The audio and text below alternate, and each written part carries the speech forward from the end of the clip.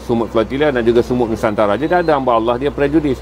Dia kata bolehkah Sumut ni berjaya memerdekakan Palestin? Tak mungkinlah, kerana semua orang berjuang mengikut takah dan hak dia. Sebab tu saya kata kalau awak tanya kan, belajar darjah 1 boleh ke PAS SPM? Jauh tu darjah 1 nak bagi PAS SPM.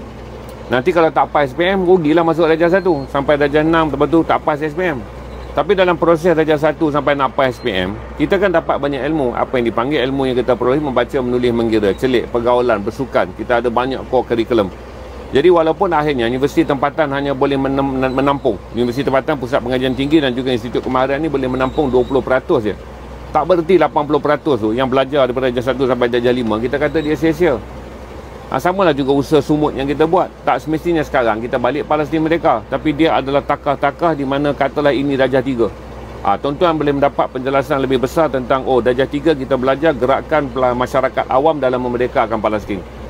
Darjah 4 kita belajar tinggi sikit, darjah 5. Kalau inilah tingkatan 4, kita belajar dalam tingkatan 4 silibus bagaimana gerakan masyarakat awam berjaya menekan negara-negara mereka, bagi membolehkan negara mereka mengenakan sekatan kata Israel. Naik tingkatan 5 kita belajar pula kalau sumut ni tingkatan 5 pada undi 22 hari bulan nanti, iaitu esok PBB berjaya mendapat 150 lebih undi negara yang menyokong Palestin mereka. Untuk pertama kali di atas gerakan awam berjaya mendesak negara-negara maju yang dulunya pro Israel sekarang telah mengundi untuk pro Palestin, menjadikan Palestin pertama kali mendapat undi 3/4 di United Nations General Assembly yang ada 163 negara. Jadi semua benda ni adalah bertakah-takah. Jadi dia kata tunggulah nanti saya balik macam mana. Adalah saya tak tengok kat page mana, tapi saya gelak aja. Lepas tu dia jawab panjang, pandai dia berdebat. Kononnya inilah, kononnya itulah. Dia tak payah tunggu. Dia tak payah tunggu. Kalau kita nak tunggu je tuan-tuan, tak ada benda lah yang kita boleh dapat. Dalam hidup ni ada banyak benda kita berusaha. Kita bela ayam telur tak bagi makan, tak bertelur ayam tu. Walaupun nama dia ayam telur, tak bagi ayam telur makan, tak bertelur ayam tu, mati ayam tu.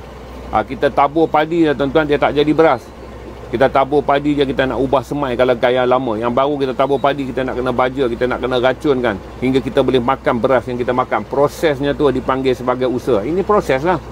Sumut ni salah satu daripada proses, di mana nak menggerakkan masyarakat awam pertama kali, membabitkan semua 45 masyarakat, 45 negara menghantar wakil yang menyertai sumut ni untuk satu pergerakan kapal bagi break the siege, merempuh sempadan yang dikawal oleh tentera Israel bagi menghalang makanan sampai ke Gaza. Jadi itu yang kita pelajari, di mana dalam hidup manusia ni takah-takah. Sebab tu dalam hidup ni kita ada tangga-tangga tingkat. Nak sampai puncak gunung ada lereng yang kita kena daki. Nak lalu lautan ada kapal yang harus kita harungi. Ini semua benda-benda yang kadang-kadang orang dia tak faham. Dia ingat dengan sumut nanti balik sia-sia. Tak ada yang sia-sia tuan-tuan. Tak ada yang sia-sia. Orang ni kalau ada zaman Rasulullah, dia